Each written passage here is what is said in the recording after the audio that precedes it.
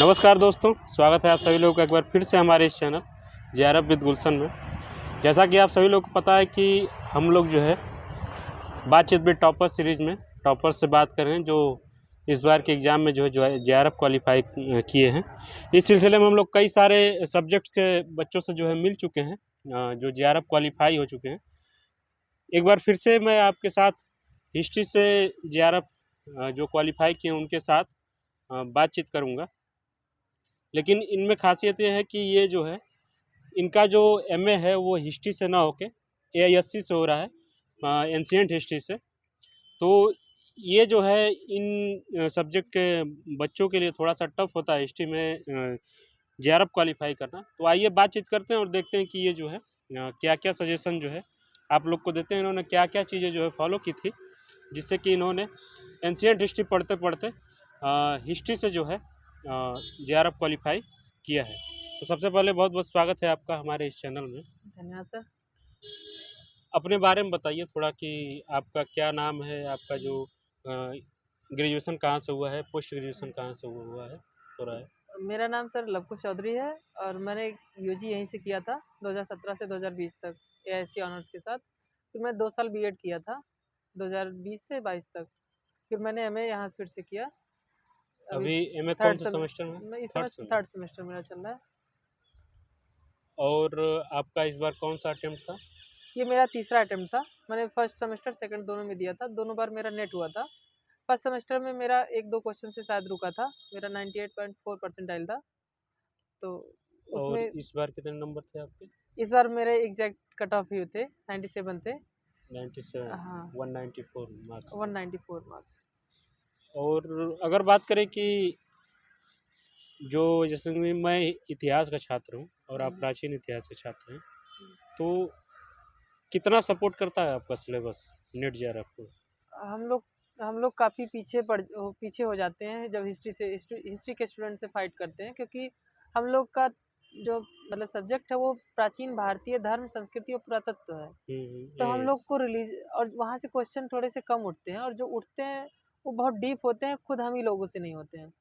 तो ancient history वालों को हिस्ट्री वालों के साथ फाइट करने में थोड़ा सा मुश्किल तो होती ही है, क्योंकि अभी मेरे डिपार्टमेंट से मैं अकेला जेआरएफ हुआ हूँ इस बार, और हिस्ट्री डिपार्टमेंट में बहुत सारे बच्चे हुए हैं। हाँ, इस बार हमारे डिपार्टमेंट से लगभग हाँ, तो 5-6 लोग जेआरएफ हुए हैं और ती- नेट तो कई लोग हुए हैं। इसीलिए ये मुश्किलें होती है। और बहुत सारे बच्चे हमारे डिपार्टमेंट के आर्कियोलॉजी से भी देने लगते हैं, तो इसलिए थोड़ा सा अपने आप को संतुलन करना कि किससे हमको देना, ये भी एक चैलेंज होता है कि आर्कियोलॉजी से दें या हिस्ट्री से दें, हमारा स्ट्रॉन्ग क्या है, तो क्योंकि कितना ज़्यादा मतलब आर्कियोलॉजी और इतिहास में कितना ज़्यादा अंतर है? अगर सिलेबस को कोई देखे, मान लीजिए कोई ये वीडियो ऐसा व्यक्ति देख रहा हो जो दोनों को नहीं जानता हो, तो उन्हें आप कैसे इन दोनों के बीच में अंतर बता सकते हैं? सर हम लोग एआईएससी जो पढ़ाया जाता है वो pre historic India, pre history से लेके 12th सेंचुरी एडी तक पढ़ाया जाता है, इसका सिलेबस रहता है। और उसके बाद मेडिवल पीरियड शुरू हो जाता है, तो हम लोग का यहीं तक का सिलेबस रहता है एआईएससी में। 12th सेंचुरी तक। हाँ, 12th सेंचुरी एडी तक। और ये इतिहास में जो है मॉडर्न हाँ, उसके बाद तक मेडिवल आ हिस्ट्री जाते शुरू हो हैं। जाती है, फिर उसके बाद मॉडर्न रहता है। तो चैलेंज रहता है हम लोग को मॉडर्न, लेकिन ऐसा नहीं है कि नहीं हो सकता, एआईएससी वाले नहीं निकालते हैं। और अगर बात करें कि आपने आर्कियोलॉजी से दिया कभी? नहीं, इस बार आर्कियोलॉजी दूंगा। इस बार आर्कियोलॉजी से उसके सिलेबस को कवर करने के लिए आर्कियोलॉजी की हिस्ट्री पे बात हम लोग करेंगे। अ, उसको कवर करने के लिए आप मतलब क्या-क्या चीज़ें जो है फॉलो करने वाले हैं? प्राचीन भारत आर्कियोलॉजी। आर्कियोलॉजी आर्कियोलॉजी के लिए पुरातत्व विमर्श एक है, और एक उपिंदर सिंह, ये दोनों बुक सफिशियंट है। बाकी आर्कियोलॉजी, अगर जो इसको आर्कियोलॉजी से जेआरएफ देना हो, नेट देना हो, उसको करंट से रिलेट, करंट के क्वेश्चन ज़्यादा आते हैं, जो करंट के एक्सकेवेशन चल रहे हैं उसको अपडेट रहना पड़ेगा। और साथ साथ ये जो इन दोनों बुकों में जो पुरानी साइट्स हैं और जो आर्कियोलॉजी से रिलेटेड फैक्ट्स हैं, इन दोनों बुकों में सफिशियंट है। बहुत ही अच्छा बताया आपने अब तक।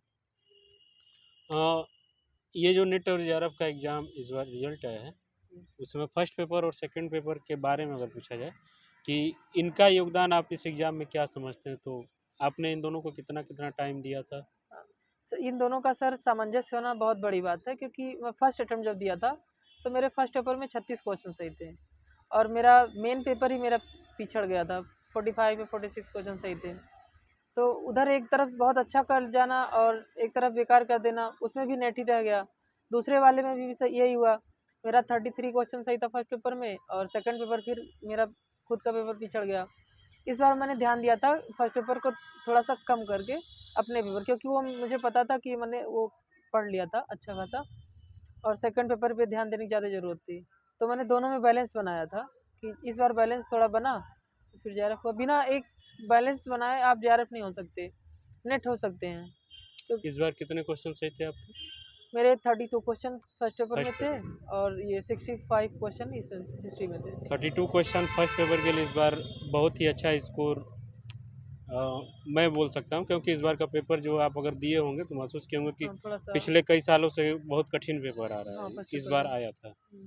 और अगर बात करें कि इस अटेम्प्ट को क्वालिफाई करने के लिए आपने कब से जो है पूर्ण रूप से डेडिकेट होके तैयारी शुरू की थी?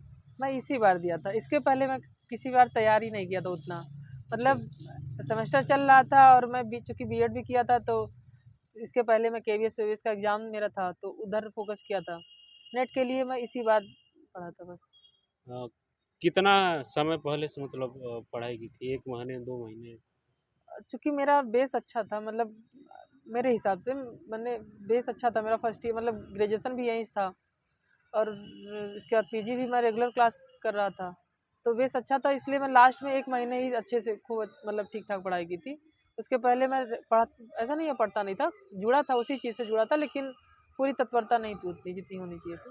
और अगर बात करें कि आपने 1 महीने पूर्ण रूप से डेडिकेट होकर तैयारी किया था, और कोई ऐसा व्यक्ति हो जो आपके फील्ड से आर्कियोलॉजी का छात्र हो और इस एग्ज़ाम में हिस्ट्री से देना चाहता हो, अभी प्लान कर रहा हो, तो उसे जो है कितना जो है टाइम अगर वो चाहे देना होगा? अगर वो एकदम नया है इस आर्कियोलॉजी का बच्चा अगर तुरंत हिस्ट्री में शिफ्ट करता है तो? चूँकि आर्कियोलॉजी का होगा, हिस्ट्री का वो भी हिस्ट्री की एक ब्रांच ही है, हाँ, तो वो हिस्ट्री से तो जुड़ा ही है और 12th सेंचुरी AD तक तो उसने हिस्ट्री अच्छे से पढ़ी ही होगी। फिर उसको मेडुअल और मॉडर्न की बात रहती है, तो मेडुअल मॉडर्न अगर मुझे लगता है, मैं पर्सनली एंशिएंट हिस्ट्री ज़्यादा टफ है मेडुअल और मॉडर्न से, क्योंकि उसमें फैक्ट्स इतने, एक ही फैक्ट्स को 4 तरीके से रामचरण रिपीटेड शर्मा किया क्या गया कहे है। हैं, कोई और राइटर क्या कहा, ये याद करना पड़ता है और उसमें कम से कम निश्चित, मतलब निश्चित होता है कि ये हुआ है और ऐसा ही हुआ है। तो इसलिए मुझे आसानी पड़ा, मतलब आसान हुआ था मेडुअल और मॉडर्न पढ़ना, क्योंकि मैं एंशिएंट हिस्ट्री के इतने फैक्ट्स याद कर करके कि कौन कहा है कौन कहा है, तो उधर कम से कम ये कंफर्म था कि हाँ यही कहें और यही याद करना है, हाँ, ये इसलिए। बात तो मैं भी बोल सकता हूँ, क्योंकि एंशिएंट जो है हिस्ट्री वालों का जो है, जैसे कि मैं हिस्ट्री का छात्र हूँ, तो मेरा स्पेशलाइजेशन जो है वो मॉडर्न हिस्ट्री है। जी, तो इन लोगों के लिए जो है एंशिएंट और मिडाइवल थोड़ा सा टफ होता है। बाधक बनता है, और इसीलिए जो है हिस्ट्री वाले भी नहीं क्वालिफाई कर पा रहे हैं। तीनों ब्रांचेज में जो है सामंजस्य बैठाना बहुत ज़रूरी होता है। अगर बात करें कि फर्स्ट पेपर के लिए आपने कौन-कौन से मटेरियल को यूज़ किया था तो? सर मैंने KVS मदान की एक बुक आती है, वो बहुत अच्छी बुक है। उसकी लैंग्वेज कुछ लोगों को टफ लग सकती है, लेकिन जो क्वेश्चन आते हैं उसके सेम टर्म यूज किए रहते हैं KVS मदान से ही, जो पिछले भी हुँ, पुराने साल के, और लोगों को लगेगा एक और KVS मदान पढ़ा था। उसके बाद जो टफ क्वेश्चन, मतलब टफ चैप्टर थे या जो टॉपिक, टफ चैप्टर के जो टॉपिक टफ लगते थे, वो यूट्यूब पे अवेलेबल हो जाते थे, क्योंकि यूट्यूब पे बहुत सारे टीचर्स हैं जो अच्छे से आराम से खूब अच्छे से पढ़ाए हैं, तो उससे मैंने बहुत हेल्प लिया था। और इसके अलावा कई लोग बताते हैं कि प्रीवियस ईयर क्वेश्चन पेपर भी हाँ, देखना हाँ सर, ज़रूरी जब होता है। जैसे बहुत लोगों को लगता है कि मैंने 10 यूनिट पढ़ लिया फर्स्ट पेपर का, अब मेरा सब तैयार हो गया, लेकिन जब तक प्रीवियस ईयर ना करो, तब तक पता नहीं चलता ना कि लेवल क्या है हमारा, कितने पानी में है। फिर मैंने प्रीवियस ईयर किया तो पता चलता था कि 25-30 हो रहे हैं, और मेरा फर्स्ट पेपर में मेरा टारगेट रहता था कि 35 से एबव, कि मतलब 35 to 40 रहना चाहिए, स्कोर आना चाहिए। तो जो करता था तो थोड़ा सा घट जाता था, क्योंकि ICT के जो क्वेश्चन आते हैं और इसमें जो 10वीं यूनिट के जो शिक्षा से रिलेटेड है, वो बहुत सारे नए, मतलब जो सरकार की जो नई योजनाएं हुँ। होती हैं उनसे रिलेट करके पूछ लेता, तो उससे भी अपडेट होना पड़ता है थोड़ा सा। ये समस्या जो है बहुत सारे बच्चों के साथ होती है कि वो बोलते हैं कि 10 यूनिट है, 10 यूनिट पढ़ लेंगे। लेकिन पढ़ने के बाद क्या होता है कि एग्ज़ाम में जाने के बाद वो सारी चीज़ें मिलती नहीं जो हम लोगों ने पढ़ी थी। बहुत सारी चीज़ें जो है नई आ जाती हैं उसमें। तो ऐसे लोगों को मैं सजेशन देता हूँ कि आप लोग जो है पढ़ते-पढ़ते अपना बेसिक अंडरस्टैंडिंग जो है फर्स्ट पेपर के लिए वो मजबूत कर लीजिए, जिससे कि वो अच्छे से सारी चीज़ों को समझ सकें। और अगर बात करें कि सेकंड पेपर के लिए आपने कौन-कौन सी बुक को फ़ॉलो किया था, तो इसके लिए आपने कितना टाइम दिया था? सर सेकंड पेपर के लिए मैंने एंशिएंट हिस्ट्री तो मेरा मतलब ठीक-ठाक था। उसके बाद मेडुअल के लिए मैंने स्टार्टिंग में जो किया था कि मैंने हरिश्चंद्र वर्मा की एक बुक आती है, थोड़ी मोटी है लेकिन मैं शुरू वहीं से किया था। फिर मैंने वो मोटी पढ़ रही थी थोड़ी ज़्यादा भी, तो एस के पांडे मैं चूँकि मॉडर्न ये एंशिएंट के लिए पढ़ा था, तो एस के पांडे मुझे ज़्यादा अच्छे लगे क्योंकि मॉडर्न और मेडुअल के लिए और मॉडर्न के लिए। क्योंकि उनसे कुछ लोग कहते हैं कि वो पीसीएस की बुक्स है। जब मैं एक दिन मुझे याद है भैया एक मैं यहीं बिरला में रहता हूँ, तो खरीद के लाया था तो बोल रहे थे ये नेट के लिए बुक नहीं है अभी इसी निकालने से पहले, ये तो पीसीएस के लिए बुक है। लेकिन वो उसका लहजा बहुत आसान दिया है, उसमें आसानी से चीज़ें समझ में आती है। मैं स्पेक्ट्रम भी रखा हूँ, लेकिन बस रखा हूँ, पढ़ नहीं पाया क्योंकि वो डिक्शनरी की टाइप की रहती है और लोग बोर हो जाते हैं उससे। लेकिन एस के पांडे बोर नहीं होंगे, एस के पांडे बहुत अच्छी बुक है। खासकर उनके लिए जो अभी पढ़ रहे हैं, जो मतलब जिनकी अच्छी तैयारी हो गई, वो स्पेक्ट्रम पढ़ लें या कुछ और पढ़ लें। लेकिन जो अभी स्टार्ट करना चाहते हैं, एस के पांडे एक क्रोनोलॉजी में अच्छे से दिया है। एस के पांडे का माध्यम क्या है? हिंदी माध्यम है? हिंदी माध्यम। हिंदी माध्यम। और आपका भी माध्यम हिंदी था? हमारा भी माध्यम हिंदी।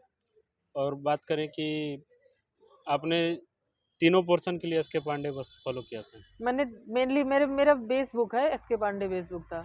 एंशिएंट के लिए तो मैंने ग्रेजुएशन और पीजी में बहुत सारी बुक्स पढ़ी थी, लेकिन जो ये मेडुअल और मॉडर्न के लिए एस के पांडे था। और अगर बात करें कि इसके अलावा आपने प्रीवियस ईयर क्वेश्चन पेपर को हाँ, भी प्रीवियस ईयर इसके मैंने पूरे किए थे। उसके लिए आपने बस क्वेश्चन पेपर डाउनलोड किए थे कि नहीं, कोई मैंने बुक? बुक लेकर आया था। किसी घटना चक्र शिल्पी का पब्लिकेशन नहीं, या घटना चक्र का था शायद, घटना चक्र की थी, तो उससे पूरा किया था। क्योंकि प्रीवियस ईयर किए बिना भी जैसे मेरा एंशिएंट हिस्ट्री मुझे पता था कि मुझे लगता था कि आता है, लेकिन उसमें एंशिएंट के क्वेश्चन एंशिएंट मेरा पीजी भी उसी से है, लेकिन खुद उसी एंशिएंट के ही क्वेश्चन मेरे से नहीं होते, बल्कि मॉडर्न के हो जाते, लेकिन एंशिएंट के ही नहीं होते। तो पता चलता कि हाँ, कहाँ-कहाँ से पढ़ना है हमको, उससे प्रीवियस ईयर से और क्या-क्या पढ़ना है। जैसे बहुत बड़ा सिलेबस है, तो सारे पे टॉपिक्स पे उतना ध्यान आप नहीं दे पाएँगे। और किस तरह जैसे पिछले साल से मैंने जो 2-3 बार दिया है, तो क्रोनोलॉजी पे बेस्ड क्वेश्चन ज़्यादा आने लगे थे। तो मैं जब मेडुअल हिस्ट्री पढ़ता था, तो जैसे मोहम्मद बिन तुगलक हो गए या अलाउद्दीन खिलजी हो गए, तो उनके जो अभियान है उनकी क्रोनोलॉजी पूछता है। जहांगीर की जो अभियान है या जो कार्य किए गए हैं, उनकी क्रोनोलॉजी दे देता था। तो हम लोग को बड़ा दिक्कत, मैं फर्स्ट अटेम्प्ट में बहुत दिक्कत हुआ था कि क्रोनोलॉजी पढ़ा नहीं था, घटनाएँ पढ़ा था, हाँ, ऐसे-ऐसे ये किए थे। तो क्रोनोलॉजी को ध्यान में रख के फिर मैंने चीज़ें ऑब्ज़र्व की, फिर उससे पढ़ी। बहुत ही अच्छा बताया आपने। और अगर बात करें कि जेआरएफ क्वालिफाई करने के बाद स्कोप के बारे में, कि आपने आर्कियोलॉजी के स्टूडेंट होते हुए हिस्ट्री सब्जेक्ट से जेआरएफ क्वालिफाई किया है, तो इसमें आगे का स्कोप क्या है? जैसे कि हम लोग हिस्ट्री के हैं तो हम लोग शायद आर्कियोलॉजी में अप्लाई ना कर पाएँ जेआरएफ के लिए, नहीं। पीएचडी के लिए। लेकिन आप आर्कियोलॉजी के हैं, आपने हिस्ट्री से वो क्वालिफाई कर लिया जेआरएफ, तो आप आसानी से अप्लाई कर सकते हैं पीएचडी के लिए। हाँ, जैसे हम लोग एंशिएंट हिस्ट्री वाले आर्कियोलॉजी में भी जा सकते हैं और हिस्ट्री में भी जा सकते हैं। हमारा लेकिन रिसर्च का टॉपिक एंशिएंट से ही रहेगा, लेकिन हम लोग हिस्ट्री डिपार्टमेंट में जा सकते हैं पीएचडी के लिए। और ये हिस्ट्री वाले खासकर जिसका मॉडर्न है वो आर्कियोलॉजी में वो आर्कियोलॉजी में नहीं आ अप्लाई सकते। नहीं कर सकते हैं, क्योंकि कोई टॉपिक ही नहीं होगा हाँ, कोई आर्कियोलॉजी टॉपिक ही के नहीं है। लिए। ओके, बहुत ही अच्छा बताया आपने। आपका हमारे साथ जुड़ने के लिए बहुत बहुत धन्यवाद। और एक बार फिर से आपको हमारी पूरी टीम की तरफ से जेआरएफ क्वालिफाई करने के लिए बहुत बहुत शुभकामनाएं। तो हम लोग बात कर रहे थे आर्कियोलॉजी के एक स्टूडेंट से जिन्होंने हिस्ट्री से जो जेआरएफ क्वालिफाई किया है। तो अगर आप लोगों में से कोई ऐसा है जो आर्कियोलॉजी का स्टूडेंट है और हिस्ट्री से जो जेआरएफ क्वालिफाई करना चाहता है, तो इनकी वीडियो में बताई गई बातों को ज़रूर ध्यान दें और इनके द्वारा बताए गए बुक या जो स्ट्रेटजी इन्होंने अपनाई थी उसको अपनाइए और अच्छे से चीज़ों को अमल करिए और आप भी जो है जल्दी से जेआरएफ क्वालिफाई करिए। और इस वीडियो को लास्ट तक देखने के लिए आप सभी लोगों का बहुत बहुत धन्यवाद। मिलते हैं किसी और वीडियो में किसी और टॉपर के साथ। तब तक के लिए आप लोग अपना ख्याल रखिए।